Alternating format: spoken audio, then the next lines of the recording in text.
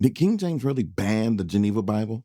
For centuries, this question has sparked endless speculation and fueled conspiracy theories of hidden agendas, political powers, and a Bible that dared to challenge the throne. Today, we're peeling back layers of power, faith, and the unexpected alliance that reshaped history. Picture this. It's 1560.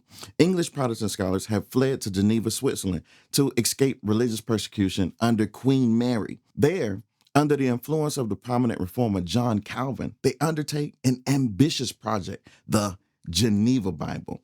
This wasn't just another translation of scripture.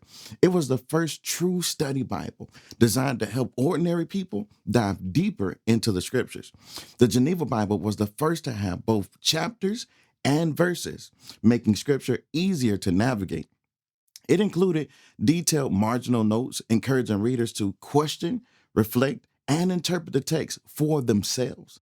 For the first time, everyday people had a structured way to study the Bible, chapter by chapter, verse by verse, making it accessible like never before. The Geneva Bible became a symbol of empowerment for those who believed in personal conviction and the authority of Scripture, particularly the Puritans. To them, the Geneva Bible was more than just the text. It was their Bible. It allowed them to interpret Scripture with a skeptical eye towards centralized religious authority. Among these Puritans was the prominent scholar and the professor at Oxford University, John Rainolds. Rainolds was known for his commitment to making the Bible accessible to the common, everyday person. He was a leading advocate for reform, deeply respected for his theological knowledge, and driven by a vision of a church modeled on biblical principles, free from strict hierarchical control. For Reynolds and many like him, the Geneva Bible wasn't just a book. It was the very tool that empowered believers to engage independently with Scripture without having to rely on the church. Despite its popularity among the Puritans, the Geneva Bible was met with strong resistance from the Church of England, which had its own preferred translation, the Bishop's Bible. But the Bishop's Bible was seen by many as inadequate. Its translation quality was lacking, and its language style didn't resonate with common everyday readers. The Puritans were not satisfied with the Bishop's Bible, and the Geneva Bible continued to thrive among their ranks. Yet, there was a dilemma. While the Geneva Bible was popular among the Puritans, it caused friction with the Church of England, which saw it as a challenge to their authority. The tension between the two reflected deeper religious and political divides in England. But here's where the story takes a twist. On March the 24th, 1603, King James inherited the throne. The following year, on January 14th, 1604, during the Hampton Court Conference, the idea of a new Bible translation emerged. But surprisingly, it wasn't King James's idea. It was John Rainolds. John Rainolds recognized the power of a unified Bible that could bridge England's divisions. His proposal wasn't about replacing the Geneva Bible. It was about creating a translation that could bring Puritans and the Church of England together, offering something with the scholarship and the readability of the Geneva Bible, but without the radical notes, which had stirred controversy. Reynolds' vision was strategic. He understood that while the Geneva Bible held significance with the Puritans, its commentary was a barrier to unity. By suggesting a new translation, one without these notes, Reynolds saw a way to create a Bible that appealed to both the monarchy and the church, which ironically contributed to the decline of the Geneva Bible he so wonderfully cherished. Rainolds' proposal would shift Puritan support away from the Geneva Bible, paving the way for a version that was more acceptable by both the church and the state.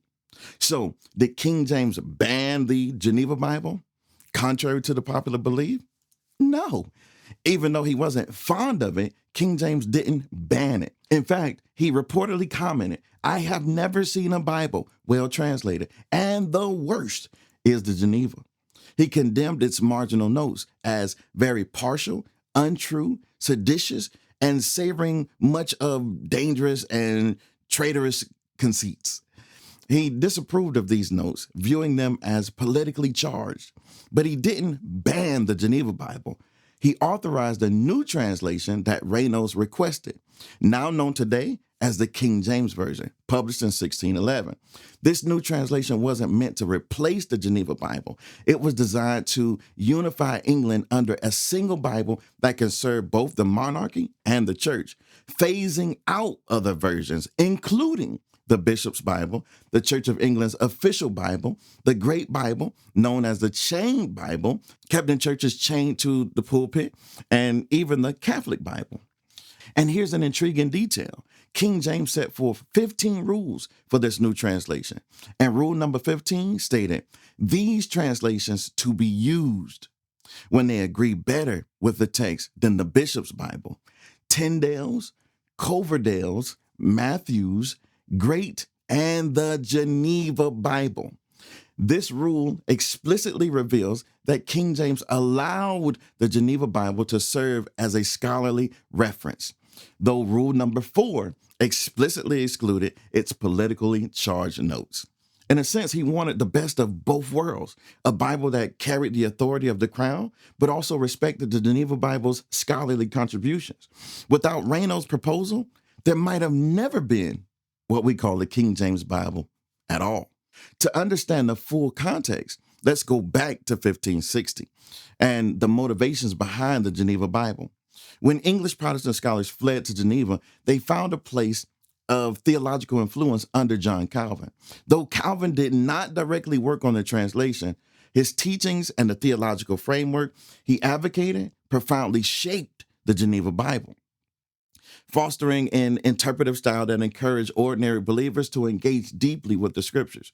The Geneva Bible was printed in a more portable size, being that it was much smaller than earlier Bibles, such as the Great Bible, which was very large, making it easy for people to carry and read on their own, which only increased its appeal among Puritans, who valued individual engagement with the scriptures, a Bible truly for the people, by the people. Despite these features, King James only limited the Geneva Bible's influence in the new translation by excluding its notes. This compromise allowed the new Bible to uphold both the monarchy's vision of unity and the Church of England's authority. The Geneva Bible, though respected for its scholarship, would ultimately be quietly sidelined, just like the Bishop's Bible, in favor of the new unified translation, which became the official Bible of England. To understand this shift more clearly, let's look at Romans 12, verse 2, and see how this verse reads differently across each translation, revealing a unique tone and purpose behind each one, and how the King James Version sought to unify them. Romans 12:2 is about transformation and renewal, a concept that each translation captures in its own distinct style. The Geneva Bible presents it as, and fashion not yourselves like unto this world, but be ye changed by the renewing of your mind, ye may prove what is that good will of God and acceptable and perfect. Here, the phrase, be ye changed, reflects the Geneva Bible's straightforward, accessible approach, inviting readers to renew their minds in a personal, practical way. In the Bishop's Bible, we read, and fashion not yourselves like unto this world, but be ye changed in your shape by the renewing of your mind, that ye may prove what is the will of God, good and acceptable and perfect. This phrasing, be ye changed in your shape, suggests a deeper transformation of one's nature, almost reshaping of the entire identity, which is consistent with the Bishop's Bible's more formal tone and intended authority within church settings. The Catholic translation, based on the Latin Vulgate, phrased it like this, and be not conformed to this world, but be ye reformed in the newness of your mind, that ye may prove what is the good and acceptable and perfect will of God is. With be reformed in the newness of your mind, the Catholic rendering emphasizes spiritual renewal, aligning the Catholic view of transformation as a gradual and ongoing process. Finally, in the King James Version, this verse reads, and be not conformed to this world, but be ye transformed by the renewing of your mind, that ye may prove what is that good and acceptable and perfect will of God. The phrase "be ye transformed" introduces a sense of profound interchange with a balanced poetic flow. This carefully chosen wording reflects the King James translator's goal to unify readability, reverence, and depth, drawing on the accessibility of the Geneva Bible, the formality of the Bishop's Bible, and the focus of renewal seen in the Catholic Bible. In this single verse, we can see how the King James Version uniquely harmonized different translation approaches, blending simplicity with formality and clarity with reverence.